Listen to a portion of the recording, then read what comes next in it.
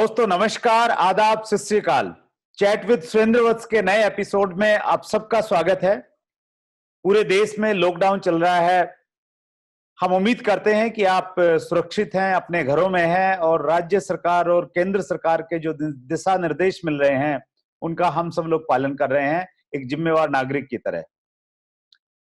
आपदा जब भी हमारे जीवन में आती है उसमें हमेशा एक अवसर छुपा हुआ रहता है।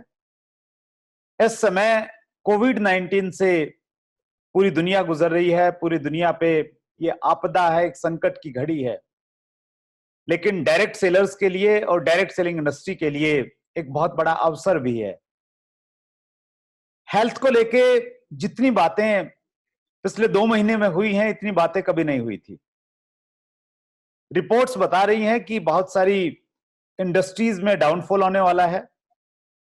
टूरिज्म सेक्टर बहुत बुरी तरह से प्रभावित हुआ है। ऑटोमोबाइल इंडस्ट्री का हाल यह है कि मारुति और हुंडई जैसी बड़ी बड़ी कंपनियों ने अप्रैल महीने में एक भी गाड़ी नहीं बेच पाई है।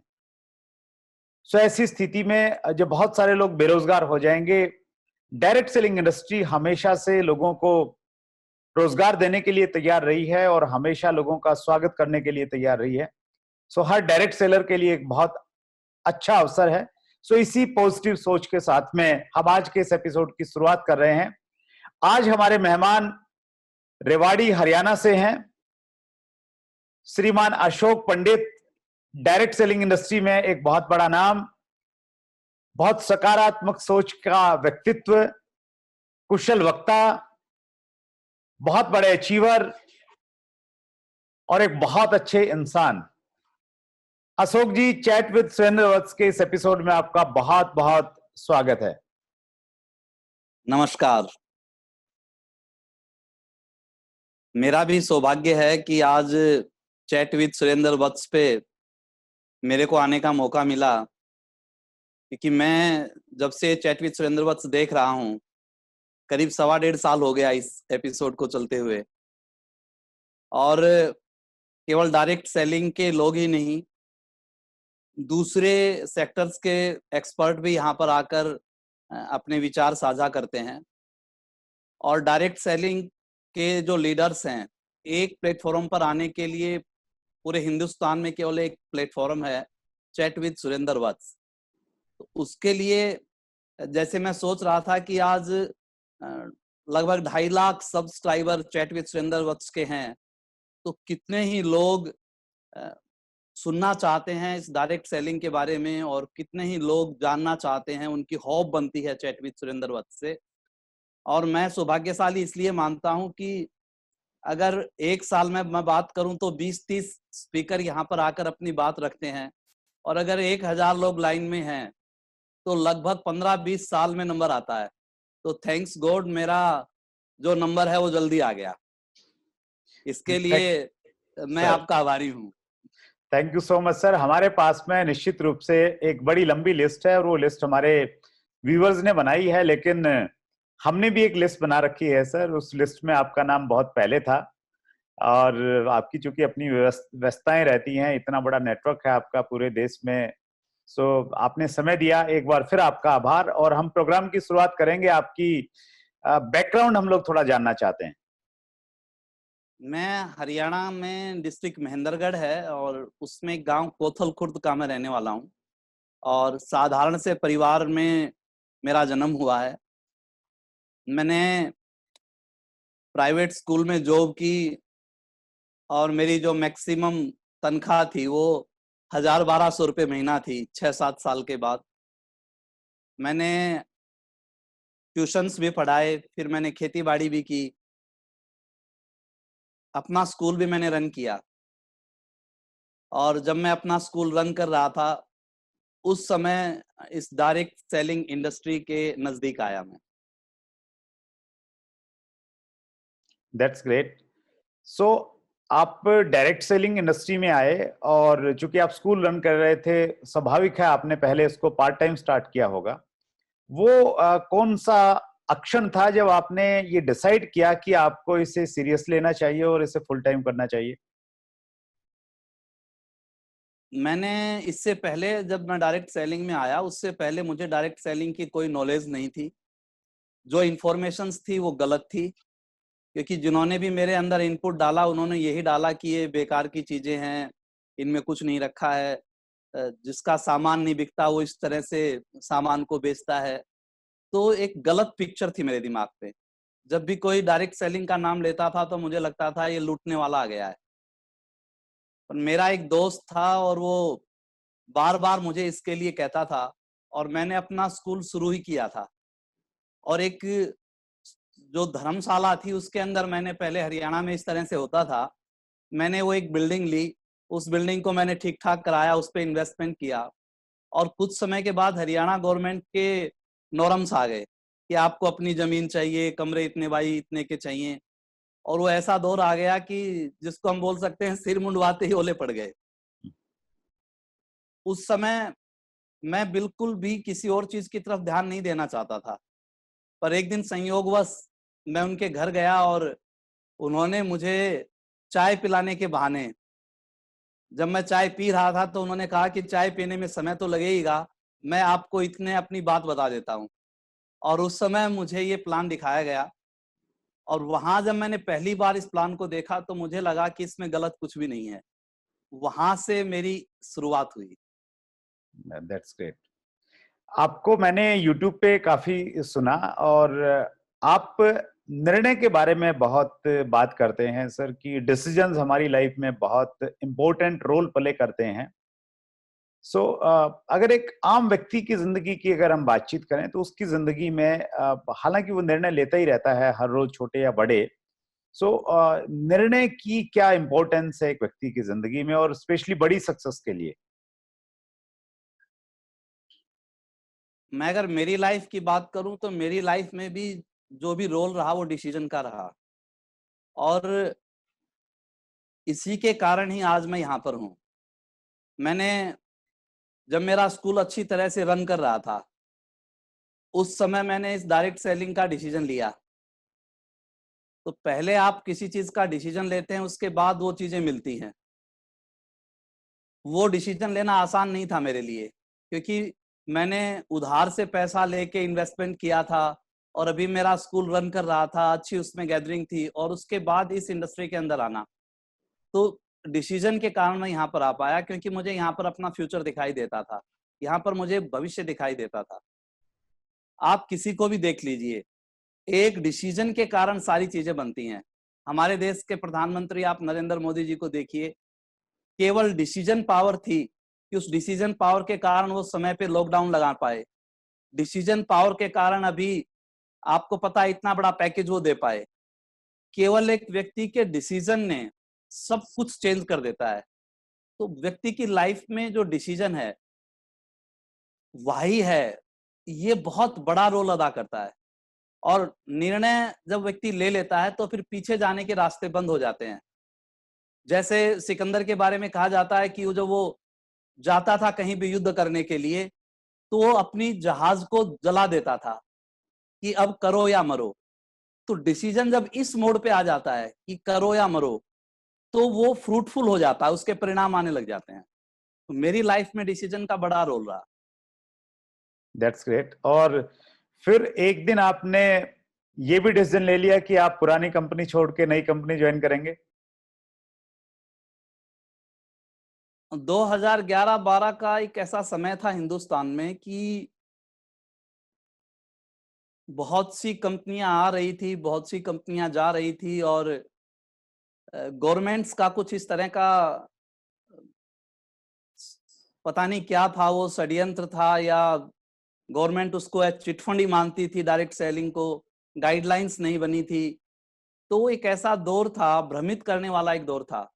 और मैं जिस कंपनी के अंदर काम करता था वो बहुत अच्छे से रन कर रही थी, और उसमें काम करते करते मुझे 7-8 साल हो गए थे। 7-8 साल के बाद जब मेरे पास सब कुछ हो गया था इस इंडस्ट्री से, मेरे बच्चे डीपीएस में पढ़ रहे थे, उस समय मैं अच्छी सिटी में रह रहा था, मेरे पास अपना फ्लैट था, मेरे पास अपनी स्कॉर्पियो गाड़ी थी, सब कुछ था। उस समय अचानक पता चला एक दिन कि कुछ गड़बड़ हो गया। और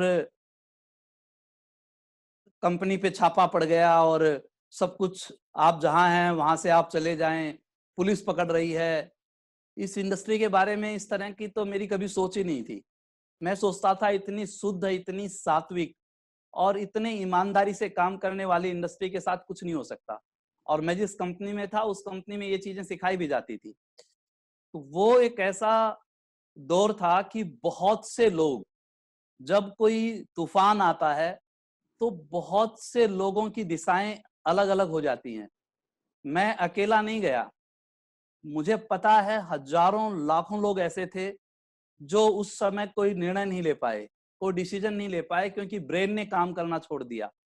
और मैं अगर मेरी बात करूं तो मुझे इस इंडस्ट्री से इतना प्यार था, मुझे ये सिखाया गया था कि इस इंडस्ट्री में, क्योंकि कोई भी व्यापार लॉन्ग टर्म होता है, तो मुझे सिखाया गया था कि 5 साल तक बिजाई करनी है, सीडिंग करनी है, और 5 साल बाद आपके वो जो बीज हैं उनको तैयार करना है, और उसके बाद आपकी प्रोडक्शन शुरू होगी। उसके बाद जो आप ड्रीम और सपने ले रहे हैं वो मिलने शुरू होंगे। तो उस लंबी थॉट के साथ मैं इस इंडस्ट्री के अंदर आया था।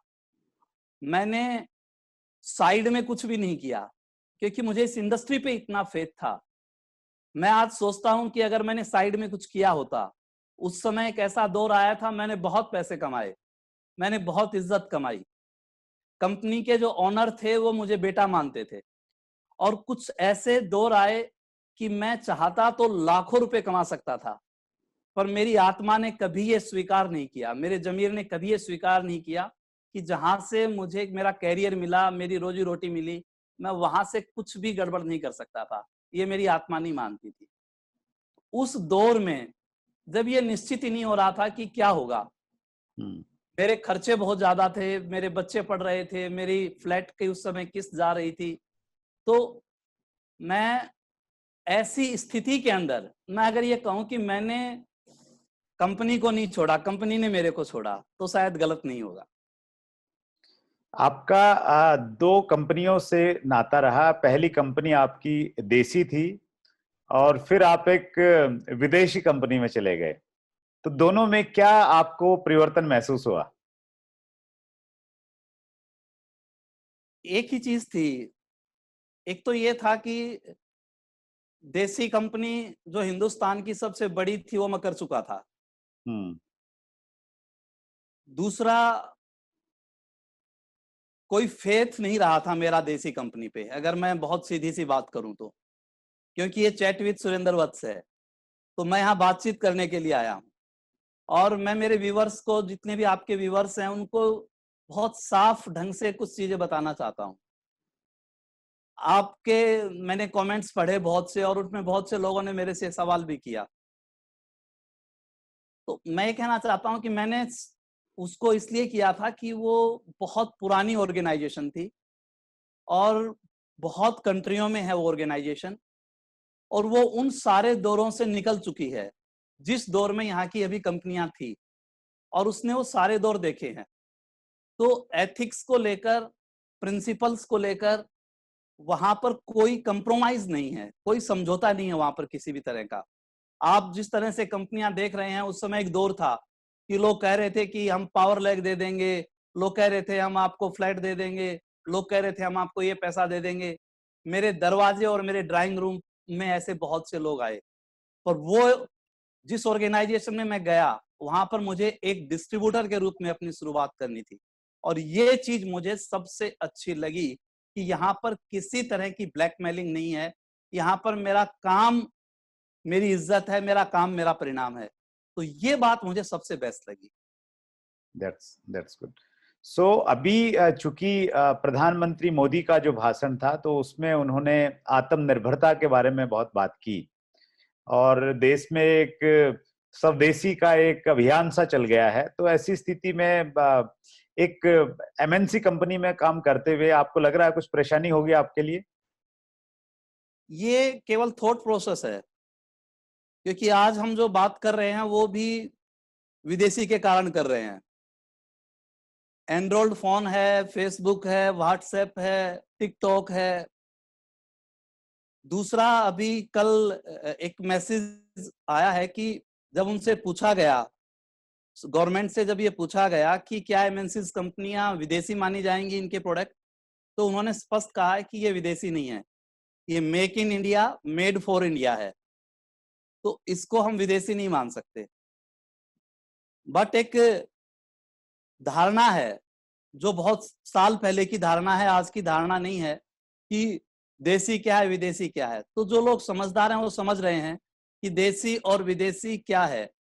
दूसरा, जब किसी चीज का विकल्प नहीं होता, अब इसके बारे में कहा जाता है कि विकल्प नहीं है तो हम विदेशी भी ले सकते हैं, और विकल्प है तो हम देसी ले सकते हैं। और मैं जिस ऑर्गेनाइजेशन के साथ काम कर रहा हूं उसके पास बहुत सी ऐसी चीजें हैं जो आज किसी के पास कोई विकल्प नहीं है। That's तो good. इससे मुझे नहीं लगता कि कोई बहुत ज्यादा फर्क पड़ने वाला है। हम प्रोडक्ट की बात कर रहे हैं तो इसी बात को मैं आगे बढ़ाना चाहता हूं सर। जब हम लोग डायरेक्ट सेलिंग इंडस्ट्री में कामयाबी की बात करते हैं तो लगभग हर कंपनी में पहले ये बताया जाता है, जो कंपनी के बेसिक्स या जो भी उस वहाँ के बुनियादी रूल हैं, कि आपने प्रोडक्ट का इस्तेमाल करना है। सो आप इसको कितना महत्वपूर्ण मानते हैं, और जो डायरेक्ट सेलर हमारे बिजनेस में अभी नए हैं, सो उनको आप क्या संदेश देना चाहते हैं? कि बहुत बार ये लगता है कि चलो यार प्रोडक्ट यूज तो करना है, ठीक है, 2 प्रोडक्ट यूज किए, 4 नहीं किए, उस प्रकार का एक एटीट्यूड रहता है। तो आप प्रोडक्ट यूज की कितनी इंपॉर्टेंस मानते हैं? जब डायरेक्ट सेलिंग इंडस्ट्री में किसी व्यक्ति की शुरुआत होती है तो प्रोडक्ट से होती है। कोई कुछ प्रोडक्ट देता है और वो कहता है कि जी आप यूज करो, और इस प्रोडक्ट को अगर ये अच्छा लगे आपको तो फिर ये आपका बिजनेस भी बन सकता है। यहाँ से शुरुआत होती है एक व्यक्ति की। जब एक व्यक्ति की शुरुआत ही यहाँ से होती है, जब उसका जन्म ही यहाँ से होता है, जब उसका सीड यही है, बीज यही है, ये डायरेक्ट सेलिंग का जो पेड़ है ये बड़ा ही इसी बीज से होता है। जितना इस बीज को हम पालेंगे, जितना इस बीज को हम बड़ा करेंगे, उतना ही ये पेड़ बड़ा होगा, क्योंकि ये ऑनेस्टी का बिजनेस है, ईमानदारी का बिजनेस है। अगर आपको प्रोडक्ट के ऊपर फेथ ही नहीं है तो मैं कहना चाहता हूं कि उस कंपनी को ज्वाइन ही नहीं करना चाहिए, उस कंपनी को करने का कोई मतलब नहीं है। और यदि आपको उसका फेथ है तो फिर आपको कोई हराने वाला नहीं है। तो प्रोडक्ट का यूज सबसे ज्यादा इंपॉर्टेंट है। आपको सब कुछ आता है पर आप इसके प्रोडक्ट पे फेथ नहीं करते हैं और आप प्रोडक्ट को यूज नहीं करते हैं, तो आप निश्चित मानिए कि आपका बिजनेस चलने वाला नहीं है, क्योंकि ये सच का बिजनेस है। और अगर आपने झूठ का सहारा लिया तो ये बिजनेस चलेगा नहीं। जो आप करते हैं लोग वो करते हैं। तो अगर आपके प्रोडक्ट पे फेथ है, आपके किचन के अंदर उसके प्रोडक्ट हैं, आपके बाथरूम में उसके प्रोडक्ट हैं, तो डेफिनेटली आपको बहुत ज्यादा एनर्जी लगाने की जरूरत नहीं पड़ेगी, आपका बिजनेस अपने आप चलेगा। Thank you very much sir. आपका बहुत बड़ा नेटवर्क है, और अभी कितने ग्रुप्स पे आप काम कर रहे हैं? 8 ग्रुप है मेरे पास इस समय। तो 8 ग्रुप्स को चलाना, उस पे काम करना अपने आप में एक बड़ा टास्क है, और बहुत सारे लोग तो 2 या 3 पे जाके अटक जाते हैं। सो इतने सारे ग्रुप्स को बनाना और मेंटेन करना, अगर मैं चाहता हूं ऐसा करना, तो क्या करना चाहिए एज ए डायरेक्ट सेलर? एक तो एक साथ सारे ग्रुप ना बनाएं।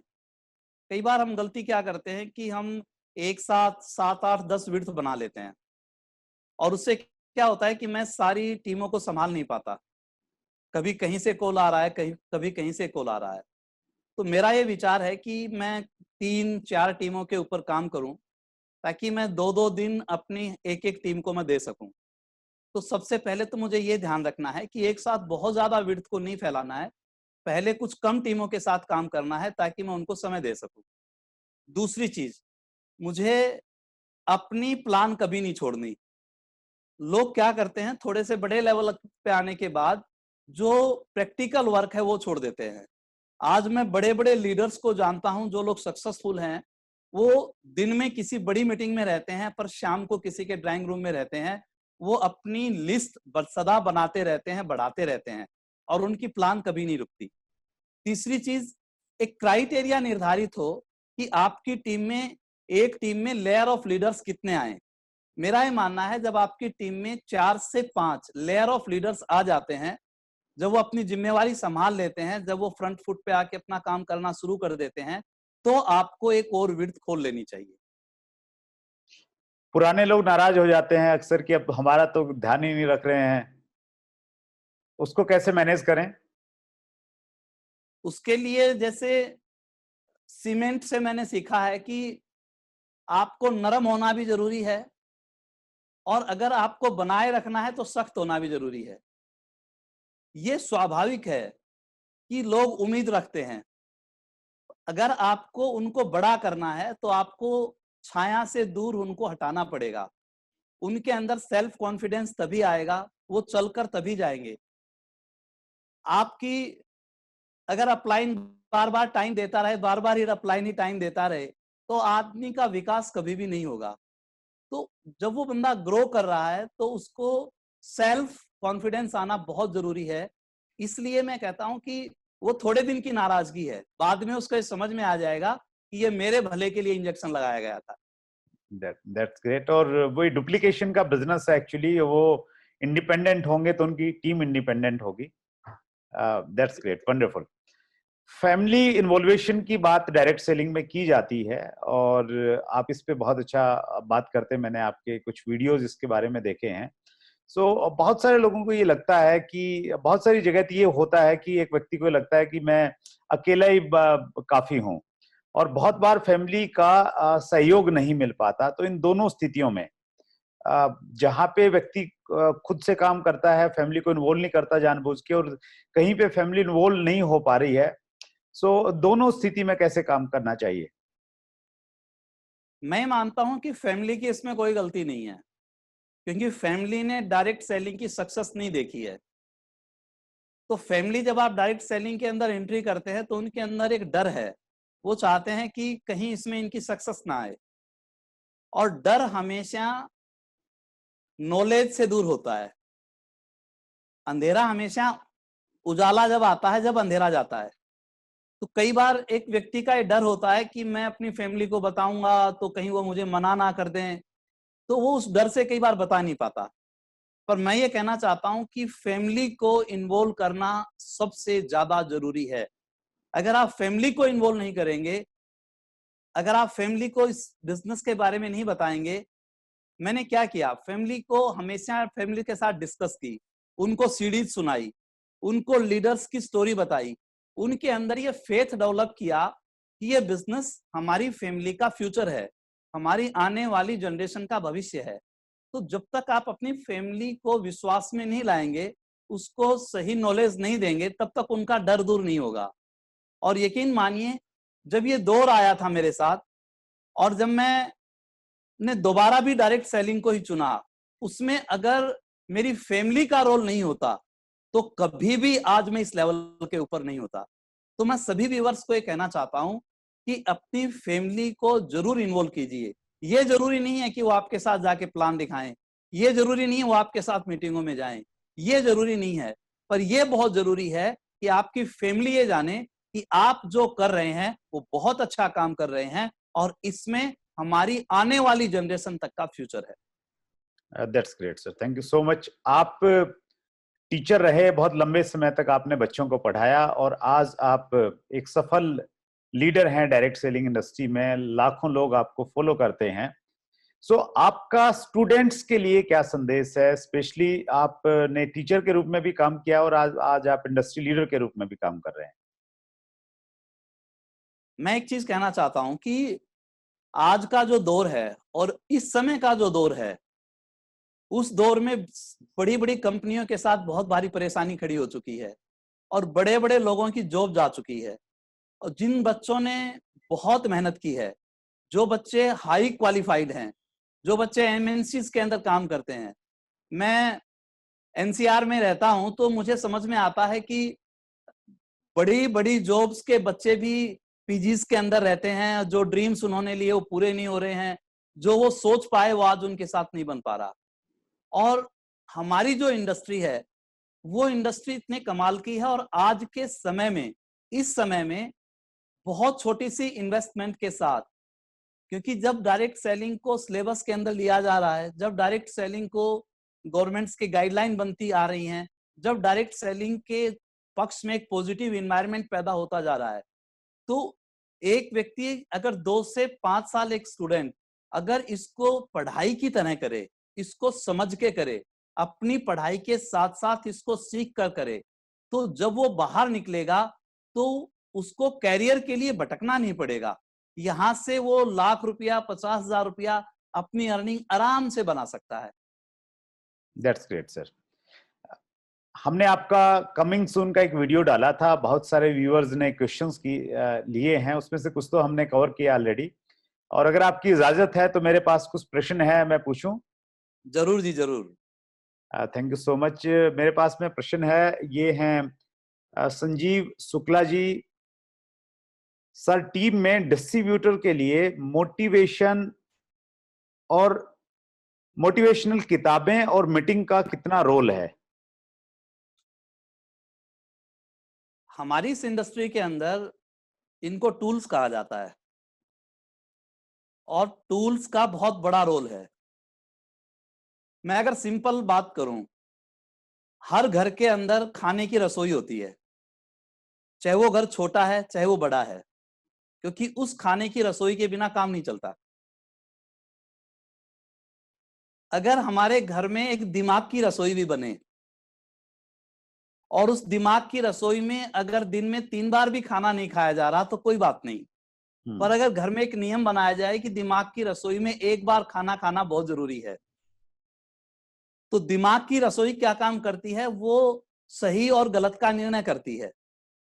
टूल्स क्या काम करता है? जब एक व्यक्ति फील्ड में जाता है, लोग उसको ना करते हैं, नेगेटिव इन्वायरमेंट उसको मिलता है, और घर आकर जब वो एक सीडी लगाता है और जब उसमें वो एक सक्सेसफुल लीडर को सुनता है कि मेरे साथ भी ऐसा ही घटित हुआ था, पर मैं चलता रहा और मुझे मंजिल मिल गई, तो समझता है कि ये रास्ते में आने वाली चीजें हैं और मेरे साथ भी कोई गलत नहीं हो रहा।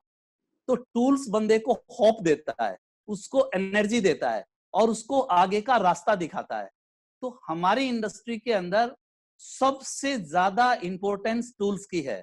अगर मेरी टीम में 10 लोग केवल सेल्समैन का काम कर रहे हैं, सामान बेच रहे हैं और बहुत अच्छा वॉल्यूम लेकर आ रहे हैं, और मेरी टीम में 10 लोग जो टूल्स के ऊपर हैं पर उनके थोड़े से कस्टमर हैं और घर में वो सामान केवल यूज कर रहे हैं, भविष्य में वो 10 लोग ज्यादा आगे जाएंगे इन 10 लोगों की वजह से। क्यों? क्योंकि उनकी समझ बढ़ रही है, उनको कोई बहका नहीं सकता, वो कभी हिल नहीं सकते। तो इसलिए टूल्स का बहुत ज्यादा इंपॉर्टेंस है।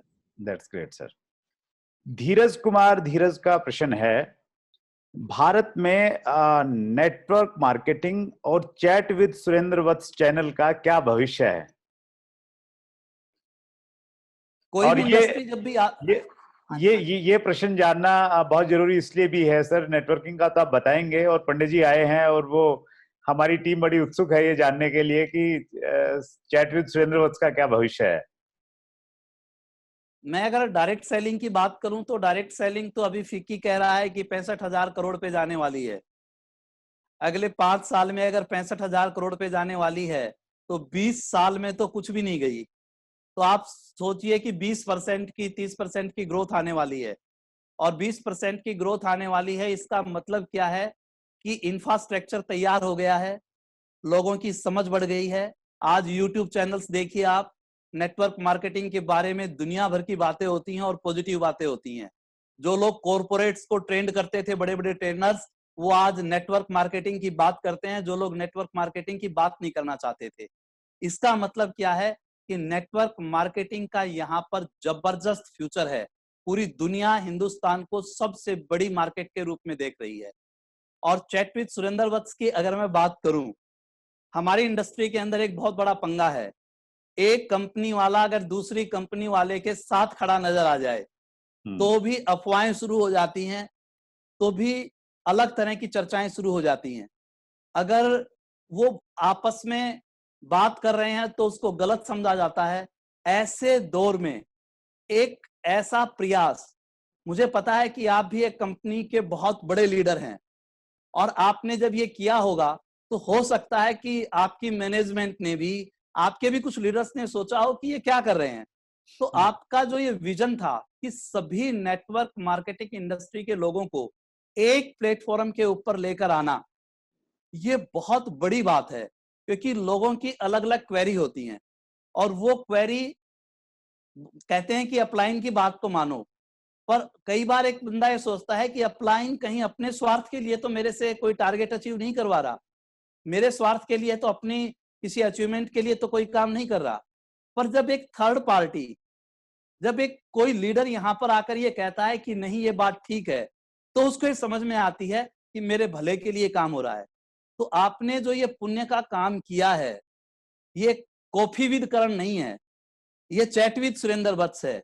ये लोगों की आशाओं का एक प्लेटफॉर्म है जिसने लाखों लोगों को ये होप दी है और भविष्य में ये होप देगा कि ये इंडस्ट्री लोगों को बहुत आगे लेकर जाएगी। तो आप ये बहुत पुण्य का काम कर रहे हैं और चैट विद सुरेंद्र वत्स बहुत आगे जाने वाला है। Thank you so much sir. और इसके लिए ये एक टीम वर्क मानता हूं मैं पहले दिन से ही उसको। हम लोग अपना काम कर रहे हैं, आप जैसे जो बड़े लीडर्स हैं वो इस मंच पे आके अपनी ड्यूटी निभा रहे हैं, और उसी प्रकार से हमारे व्यूवर्स का बहुत हमें सहयोग मिल रहा है। और एक्चुअली आज के टाइम में नंबर्स बहुत मायने रखते हैं। सो जो हमारे व्यूवर्स अभी हमारे इस चैनल से जुड़े नहीं हैं, सो इस मौके पे मैं जरूर कहना चाहूंगा वो न केवल मात्र जुड़ें, न केवल मात्र सब्सक्राइब करें, न केवल मात्र बेल आइकन दबाएं, अपितु वो जितना इसका प्रचार करेंगे और तो हम लोग इस प्लेटफॉर्म को जितना मजबूत करेंगे। हालांकि अब तक हम लोग बहुत बड़ा परिवार हमारा नहीं था, लेकिन हम सफल रहे कंज्यूमर अफेयर मिनिस्ट्री के भूतपूर्व डायरेक्टर जाकिर हुसैन साहब को बुलाने में, फॉर्मर सेक्रेटरी हेम कुमार पांडे जी, बिजोन मिश्रा जैसे consumer policy international consumer policy expert. So ऐसे बड़े बड़े लोग और तमाम दिग्गज लीडर यहाँ पे आए हैं। सो सबका ये सहयोग है एक्चुअली, और ये सहयोग बना रहे। So thank you very much आपकी शुभकामनाओं के लिए। और धीरज कुमार धीरज को भी बहुत थैंक यू, उन्होंने एक बड़ा अच्छा प्रश्न किया। अगला प्रश्न है सर संतोष चौधरी जी का। ये पूछते हैं कि लॉकडाउन में नए लोगों को बिजनेस में कैसे लाएं? कोई भी आपदा एक अवसर होती है और आज के इस युग के अंदर अब लोगों के संपर्क में आना बहुत आसान है। आज हम बात कर रहे हैं इस सिस्टम की वजह से कर रहे हैं। तो आज ऑनलाइन का जो प्लेटफॉर्म है वो इतना अच्छा प्लेटफॉर्म है कि आप जूम के माध्यम से लोगों से बहुत ज्यादा ढंग से कनेक्ट हो सकते हो। इसमें इन्वेस्टमेंट भी कम है, लोगों की अवेलेबिलिटी भी मिल जाती है, आप अपनी बात भी अच्छी तरह से रख सकते हो। आप देखिए कि जो ट्रेडिशनल मार्केट चल रहा है, ट्रेडिशनल मार्केट किस पे चल रहा है? एड पे चल रहा है। और वो सारे लोग प्रोडक्ट कहाँ से खरीदते हैं? एड से खरीदते हैं। और एड वो व्यक्ति करता है जो प्रोडक्ट को यूज नहीं करता। अब एक नया जमाना आ गया है, नए जमाने का नया बिजनेस आ गया है। अब वो व्यक्ति ऐड कर रहा है जो प्रोडक्ट को यूज कर रहा है, और वो व्यक्ति लोगों को अपने घर में डेमो करके दिखा रहा है। अपने घर में आप डेमो करके दिखाइए, लोगों से आप कनेक्ट होइए, लोगों को आप स्टोरी बताइए। अभी जो बात चल रही है सप्लीमेंट्स की, अभी जो बात चल रही है ह्यूमैनिटी की, आज अब ये चॉइस नहीं रहा, अब ये नीड हो गया।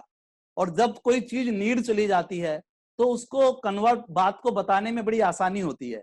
आप कोई नई चीज नहीं बता रहे हैं, उसने पहले से सुन रखा है कि प्रोटीन बहुत जरूरी है, उसने पहले से सुन रखा है सी बहुत जरूरी है। आपको तो केवल उसको ये बताना है कि मैं आपको ये सॉल्यूशन प्रदान करता हूं। तो आज के दौर में मैं अपने बिजनेस की बात करूं तो मेरा बिजनेस इस समय ज्यादा बढ़ रहा है। क्यों? क्योंकि मैं लोगों से ज्यादा संपर्क में आ रहा हूं। तो लॉकडाउन में हम बहुत अच्छी तरह से इस आपदा को अवसर में बदल सकते हैं। That's great. हम लोग लास्ट पार्ट में हैं सर इंटरव्यू के। हम रैपिड फायर क्वेश्चन आपसे पूछेंगे, लेकिन उससे पहले एक क्वेश्चन मैं आपसे पूछना चाहता हूं, और अक्सर मैं हर महान व्यक्ति से पूछना चाहता हूं, और मैं जानना भी चाहता हूं पर्सनली अपनी लाइफ में, और हर व्यक्ति को जानना चाहिए। आपकी जिंदगी का सबसे बड़ा सेटबैक क्या था और आप उससे कैसे बाहर आए?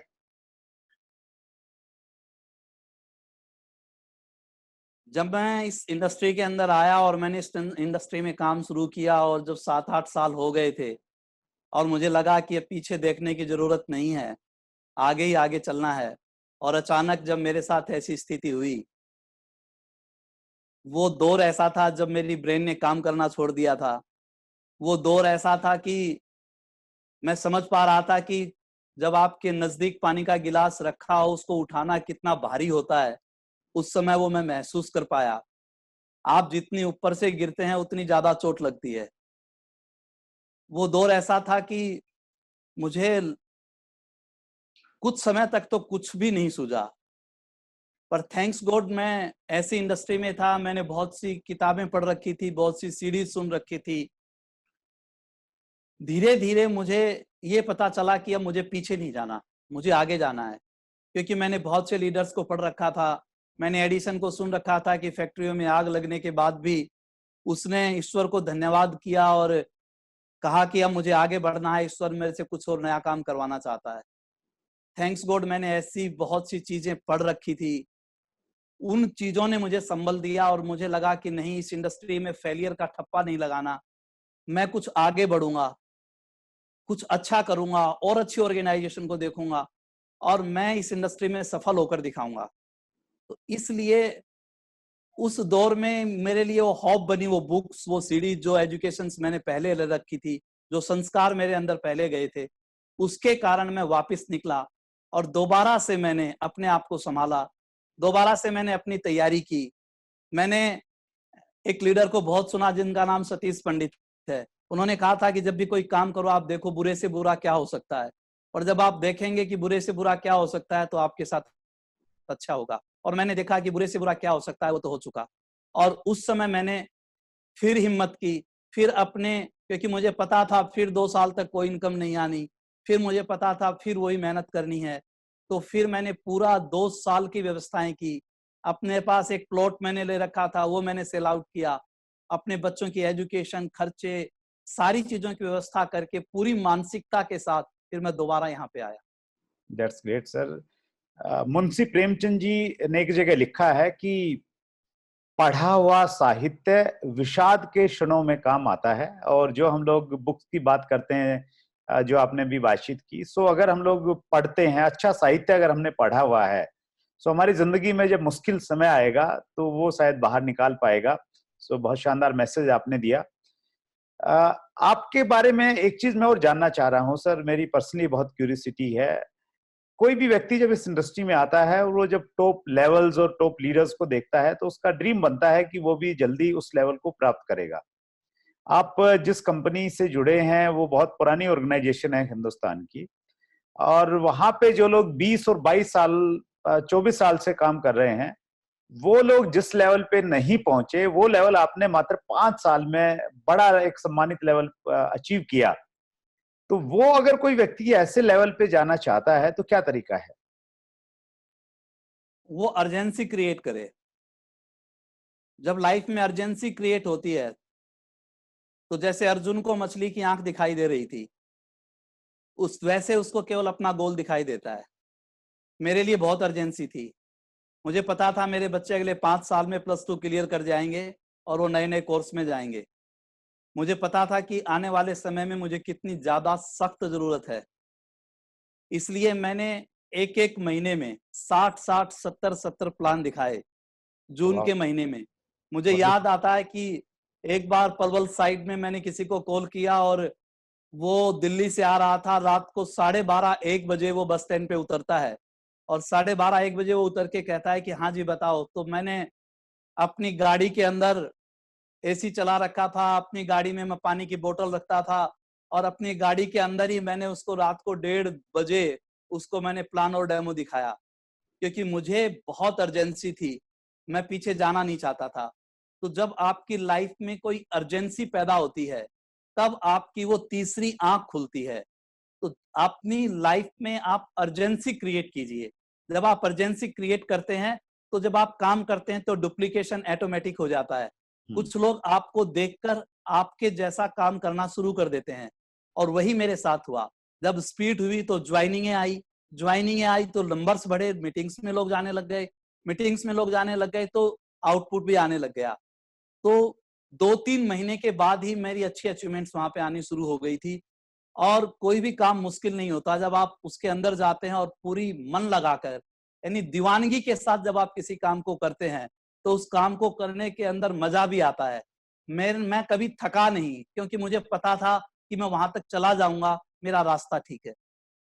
That's great. मीन्स हमारे अंदर एक कारण हो, क्यों हम इसको कर रहे हैं, जुनून बनाए उसको लेके और थके नहीं, विश्वास हो, तो फिर कोई भी व्यक्ति किसी भी ऑर्गेनाइजेशन में है, वो बहुत कम समय में बड़ी उपलब्धि प्राप्त कर सकता है। बहुत शानदार आपने ये मैसेज दिया हमारे सभी व्यूअर्स को।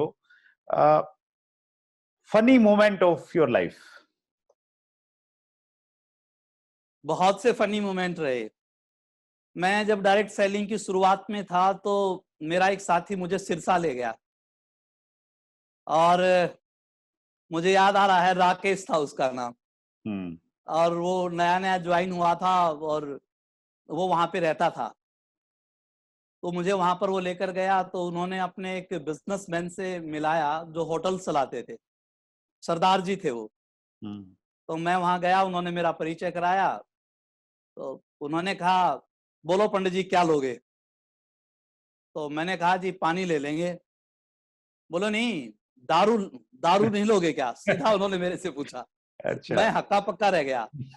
तो मैंने कहा जी मैं दारू नहीं पीता। बोला आप दारू नहीं पीते? 4 प्लान दिखाने के बाद तो दिमाग खराब हो जाता है, तो बिना दारू पिए दिमाग ठीक कैसे रहता है आपका? तो मैं बहुत हंसा कि लोग इसलिए इंडस्ट्री में कामयाब नहीं होते कि वो दारू को नशा मानते हैं, वो अपने सपने को नशा नहीं मानते। मैं अपने ड्रीम को नशा मानता था। That's great. इसी चीज पे मुझे भी एक वाकया याद आ रहा है। मैं केरला में मैंने एक्चुअली बिजनेस शुरू किया, और वो शायद मेरी सेकंड विजिट थी केरला की। तो कालीकट गया मैं। कालीकट के होस्ट थे उस समय मिस्टर आशालाल पी।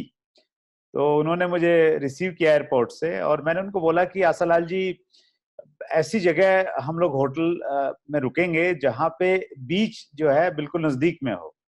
तो वहां पे स्काई क्वीन करके एक बड़ा अच्छा होटल है बीच के बिल्कुल ऊपर में। तो वहां पे हम लोग रुके, और शाम के टाइम पे वो बोले कि चलो सर, यहाँ पे एक रूफ गार्डन है ऊपर में, तो वहीं पे हम लोग बैठते हैं। तो हम लोग वहां बैठे। तो मतलब ऐसा ही माहौल था जैसे आप बातचीत कर रहे हैं, कि लोग वहां पे ड्रिंक कर रहे थे, बैठे हुए थे। और जैसे हम लोग बैठे, तो बगैर कुछ पूछे जो वहाँ वेटर थे, तो उन्होंने 2 कांच के गिलास में वो कुछ लिक्विड लेके आए, और वो कलरफुल था। तो मुझे लगा कि शायद ये कोई ड्रिंक लेके आए हैं। सो ड्रिंक मतलब कुछ वाइन इसमें शायद रही होगी। सो अच्छा, मैं लैंग्वेज का एक प्रॉब्लम था, तो टूटी फूटी इंग्लिश में मैं बात कर रहा था। तो वो मैंने पिया नहीं, मैंने उसको साइड में कर दिया। आशालाल जी ने उसको लिया आराम से, और फिर हमने खाना खाया वहां पे। तो कुछ टाइम के बाद मुझे मिला कि वो जो सर्व करते हैं वो पानी सर्व करते हैं, और वो चूंकि समुद्री इलाका है, तो वो पानी नुकसानदायक न हो तो उसमें कुछ वो दवाई मिलाते हैं। तो वहाँ एक कल्चर है। तो उस क्या बात बात को मैं हंसता हूँ देख के, कि मैं पानी की प्यास थी, मांग भी नहीं पाया पानी, और पानी मेरे सामने रखा था।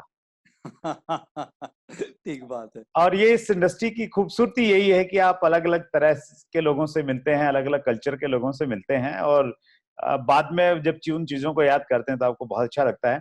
बिल्कुल लास्ट में है सर हम लोग, और ये लास्ट हमारा पार्ट है रैपिड फायर क्वेश्चंस। सो जल्दी जल्दी कुछ चीजों के आपने जवाब देने हैं। Your favourite book? Business school. Your mentor?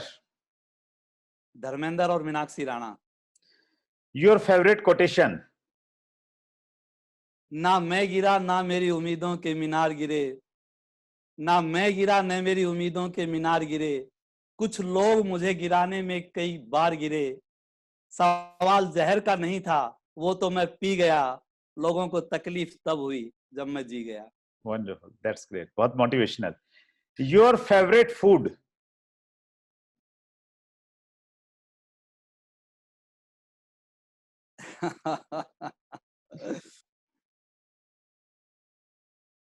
ये समझ में नहीं आ रहा। आपका सबसे पसंदीदा भोजन जो पसंद करते हैं घर वालों को, जब जरूरत होती ना कि पंडित जी से ये तो हाँ मरवानी है, तो क्या प्रस्तुत करते हैं? सब्जी रोटी दाल। अच्छा। तो सिंपल। सब्जी रोटी दाल खा के इतना बड़ा चीवर बना जा सकता है? बिल्कुल बिल्कुल। That's great, wonderful. आपने सर बहुत सारी जानकारियां हमारे व्यूवर्स के साथ में साझा की, और आपका जो एक सफलता का अनुभव था वो आपने बताया, और आपने बहुत ईमानदारी से हर प्रश्न का जवाब दिया, चाहे वो कंपनी चेंज करने की बात थी या देसी विदेशी कंपनी की बातचीत थी, और ये एक महान लीडर की सबसे बड़ी मैं मानता हूं योग्यता यही रहती है कि वो बहुत ईमानदार रहता है।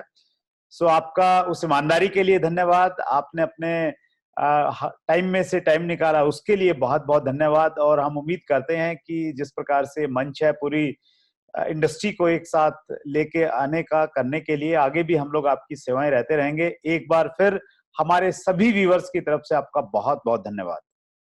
थैंक यू सो मच, आपका भी बहुत बहुत धन्यवाद। Thank you so much. So आज हमारे मेहमान थे Shri Ashok Pandit, direct selling industry का एक बहुत बड़ा नाम। हमने पंडित जी की जर्नी के बारे में सुना, उन्होंने बहुत विस्तार से बताया कि किस प्रकार उन्होंने अपनी लाइफ के सबसे बड़े सेटबैक को उन्होंने फेस किया। और अगले मंगलवार रात्रि 8 बजे फिर हम लोग एक शख्सियत को बुलाएंगे आपके सामने और उनसे हम लोग सीखेंगे, जिंदगी में आगे बढ़ेंगे। आप अपने घरों में रहिए, सुरक्षित रहिए, अपना ख्याल रखिए, और डायरेक्ट सेलिंग इंडस्ट्री के लिए एक बहुत अच्छा समय आने वाला है। सो एक पॉजिटिव एनर्जी के साथ में लगातार लगे रहिए। बहुत बहुत धन्यवाद। Thank you very much.